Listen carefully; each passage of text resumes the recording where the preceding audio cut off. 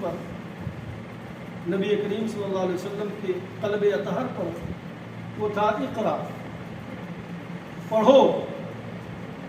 کیونکہ علم یہ انسان کے لیے جس طرح زندگی گزارنے کے لیے پانی، ہوا اور غذا کی ضرورت پڑتی ہے، ایسے ہی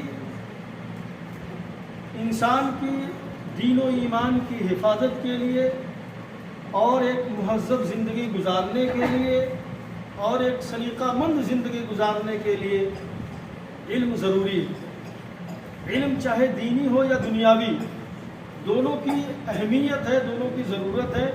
اسی علم کے ذریعے آج انسان نے اتنی ترقی کر لی ہے کہ وہ آسمانوں پر کمندیں ڈال رہا ہے. عروج آدم خاکی سے انجم سہمے جاتے ہیں کہ یہ ٹوٹا ہوا تارا مہ کامل نہ بن جائے.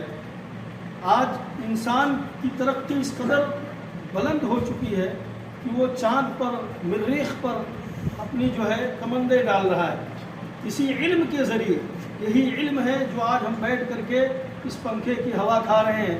یہ علم ہی کا نتیجہ ہے کہ آج ہم زندگی کی جو آسائشیں دیکھ رہے ہیں، چاہے وہ سواریوں کی صورت میں ہو، ہوائی جہاز کی صورت میں ہو، موبائل کی صورت میں ہو، ہم یہیں سے بیٹھے بیٹھے پوری دنیا میں بات کر سکتے ہیں، پوری دنیا میں دیکھ سکتے ہیں، نظارہ کر سکتے ہیں. یہ سب علم کی بدولت ہے. اگر آپ کے پاس علم نہیں ہے تو